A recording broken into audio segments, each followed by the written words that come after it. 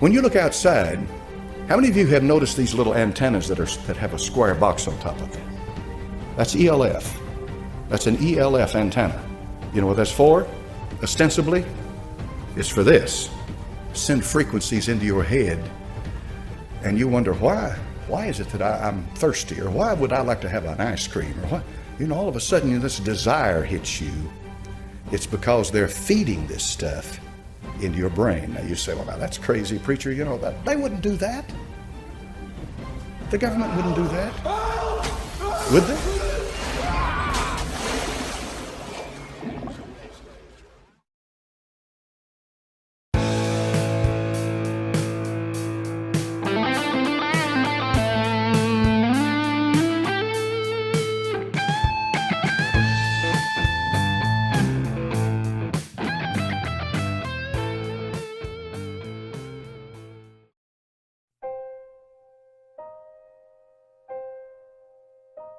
I read something last night as I've been digging. I've been doing a lot of digging. One thing leads to another. Have you ever noticed how when you get on the trail, one thing leads to another?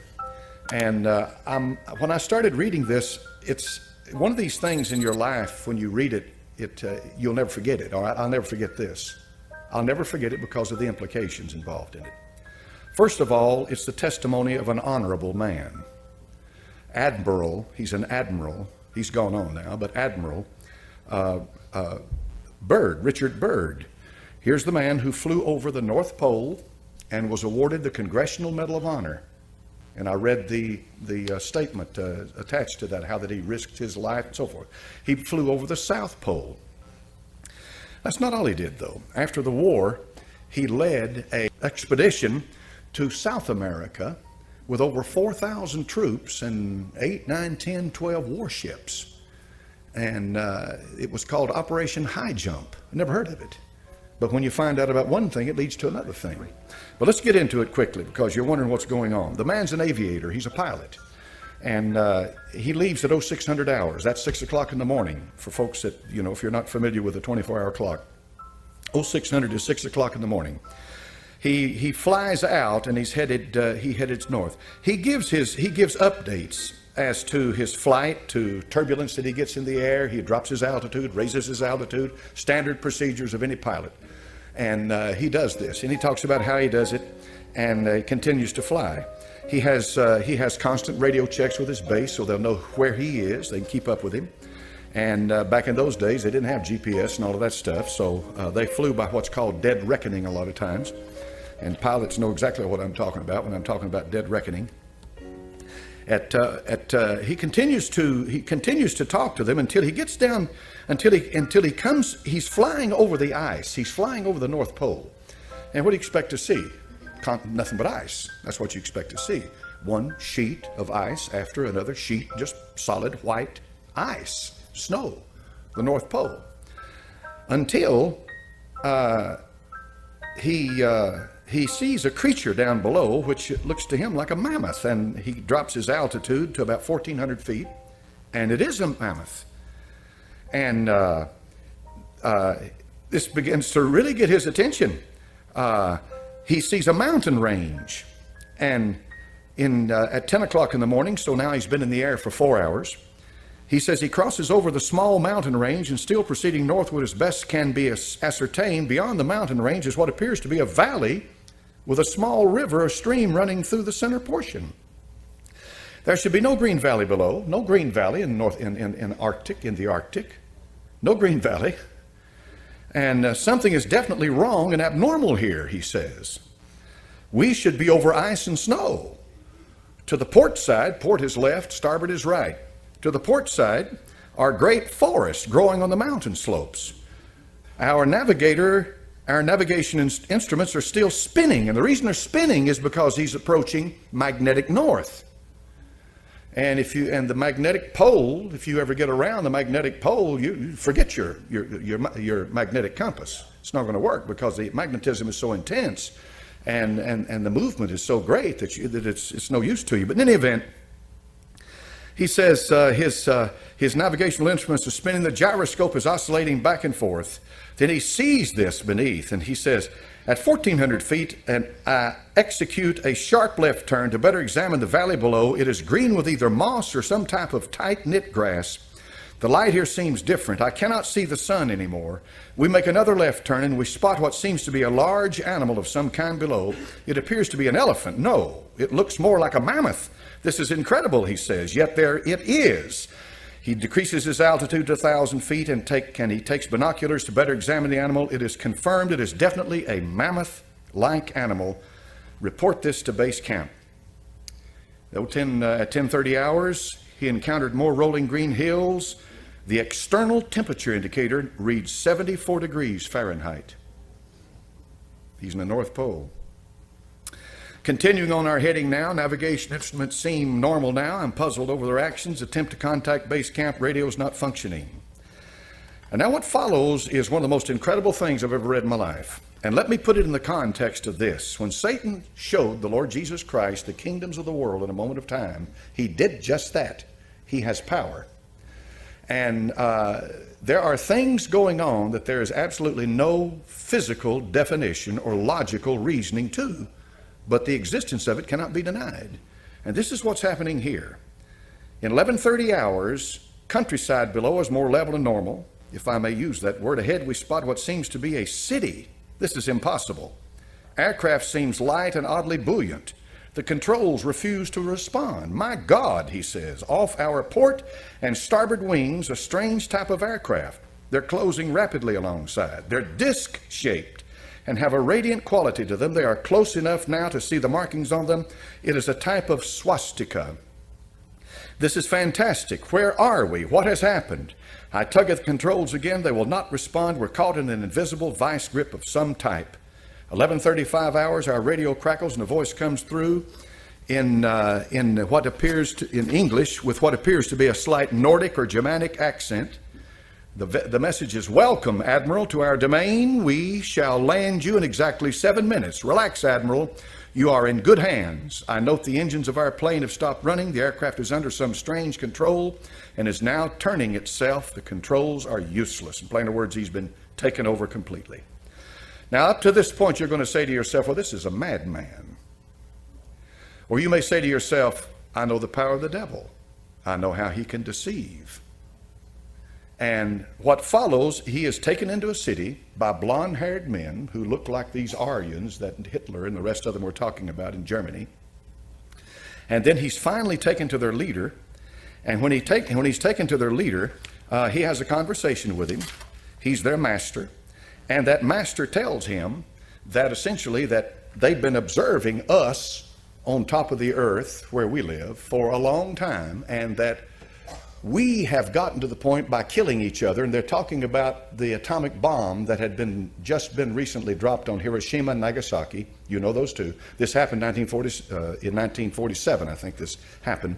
And they were saying that we are going to have to do something with the people who dwell on earth. They tell Admiral Byrd that he's an honorable man, and he asks him, "Why am I here?" They said, "Because you're chosen to be here. You're a man that we can trust. We're going to tell you what's happening. We're going to tell you all of this." They tell him. They send him back. So he goes back and he tells his superiors. And apparently they tell him to hush this up. This stays hushed until right before he dies, this diary comes out. Because he says, I cannot leave this world without letting humanity know what has happened. I cannot leave. I must tell them what happened.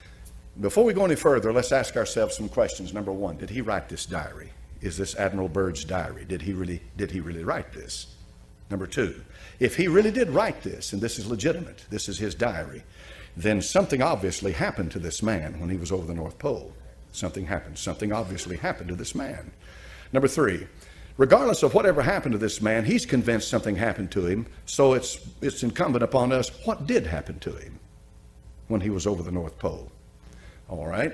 If you press this thing a little further and do a little more studying into it, you'll find out that there's an awful lot of people out there that believe the earth is hollow, that there's not a molten mass in it like they say. Now, if you're a Bible believer, you know this. You know that the heart of this earth, hell, is located. If you believe the Bible, all right? if you believe the Bible. And if you believe the Bible, the book of Revelation makes it very plain that the bottomless pit, which is hell, was opened, and out of that pit came these creatures upon the earth. They're coming out on the earth. They're coming out on the face of the earth. Now that's a wild thing. This is why a lot of churches in this country, an awful lot of churches in this country, absolutely refuse to read or study the book of Revelation or preach from it, because it has some things in it that just literally blow your mind. And that's one of them, talking about creatures coming up out of the bottomless pit, Apollyon and Abaddon and all of that. But if I'm a Bible believer, I believe it's real.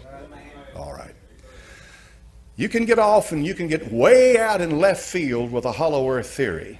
All right. And you can get in deep into all of this stuff that I'm just going to present it to you this morning in the context of what we're studying, because we're studying a deceit that's coming on this earth of unbelievable proportions. A deceit.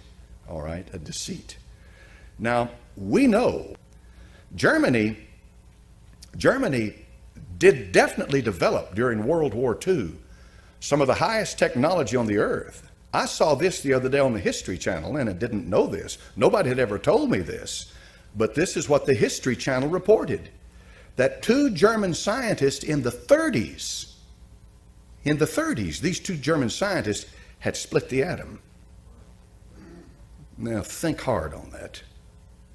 Think hard on that. And it was the German scientists, Werner von Braun, men like that, who got America into space. That's a fact, folks. That's a fact. No question about that. The only reason they didn't put them to death at Nuremberg with the trials was because they needed them. And so they needed their technology and what have you. Anyway, Germany apparently was way ahead of the rest of the world in some of this technology. Germany had a society called the Vril Society, V-R-I-L. How many's ever heard that term? Most people haven't, but a few of you have, all right? That's an occult society. But the premise of the Vril Society was this: they were able to tap into satanic power and apply it to physical things. See? They were able to tap into to occult power. They called it whatever force they called it. We know what it is.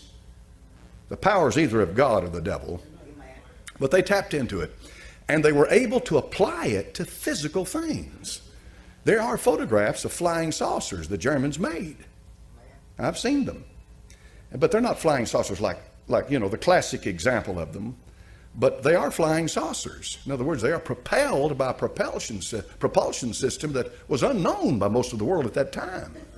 But in any event, the bottom line is that the Germans had tapped into the occult world and had begun to build this system based on what they were getting from the occult world. And that system was this: they believed that in the north,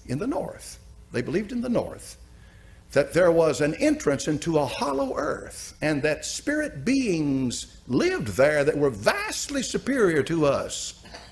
And that these spirit beings were our forefathers, and that's what and this is why the root race theory is so important when you get into this stuff. You remember I told you about the root race? You remember which one I told you the Aryan was? There's 7 of them. 5, exactly. 5. It's number 5. It's the 5th. And this root race theory, the Theosophists taught it. Blavatsky in Russia taught it. All of this evolutionary, spiritual evolutionary that brings this super race, this super identity. These people believe that.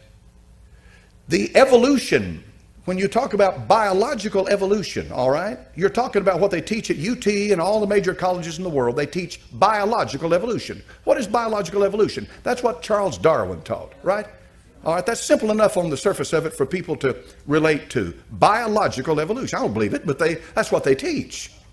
All right. Then there is social evolution. All right. Political correctness is a product of social evolution. What's social evolution? Well, if biological evolution is true, then social evolution is where the masses and humanity and governments are able learn how to live in peace and blah blah and so forth. In plain words, social evolution means that there must be a one world government for men to live. That's social evolution. See, that's not biological evolution. But the idea is that if evolution is true, they believe it is, then therefore that justifies the idea, well, men must live together. Then there is this esoteric, this spiritual, this stuff here we're talking about that Admiral Byrd saw. There is that type of evolution, and this gets into the mystical category of it, because this gets into that highbrow stuff about the spirit beings that are channelers and guides and are communicating with people. And the U.S. government would never tell you this, but they've had all kinds of experiments into this, and they've got labs, and they've got underground labs, and they're doing experimentation into this stuff, and all of this is going on right now, and people go off on the deep end when they get into it, and you got to be awful careful with it, because you can get into this stuff and you can become possessed by these spirits, because these are demons, and these demons are smart. Admiral Byrd saw something. I don't doubt that for a minute. But he did not see a civilization of advanced beings that had evolved to that point. What he saw was either an apparition or a physical manifestation of some spirit power that's demonic. That's what he saw. But it blows my mind to begin to realize how powerful it is. What I'm going to say to you this morning, I want to say it to you, and I want you to take it to heart. When the deception comes, if you're not a born-again believer, you'll be swept away with it. Amen. The deception will be greater than you ever imagined in your life. It is going to be profound as to what happens. When Ted Gunderson talked about, and I put it together, he talked about people in the high places are Satanists. What he's talking about, they're Illuminati. He's talking about spiritual power in high places that will bring about a one world government. And by doing that, they intend to rule the world. And they have the help of a whole, I don't know, what do you call it, a mass of demonic spirits who are able to perform all kinds of miracles, deceptive miracles, manifestations, and all of this stuff to help them to bring about that one world government. And the goal is so that they can put one man up and worship him as God, the Antichrist. Now, there is a mind behind all of it.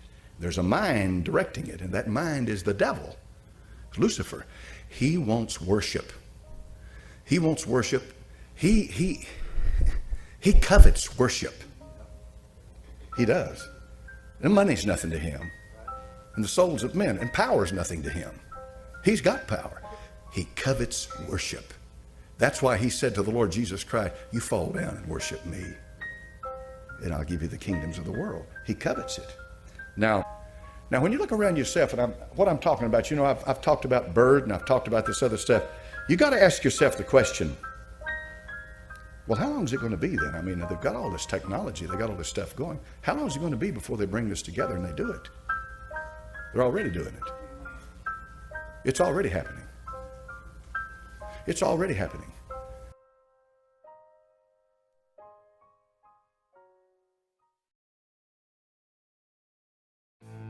This has been The Confidential Report. For even more stories like this one, make sure to subscribe to our channel today. And please show your support by clicking the like button on this video. For even more stories and news you deserve to know the truth about, follow us on Facebook and Twitter. Thank you for watching The Confidential Report.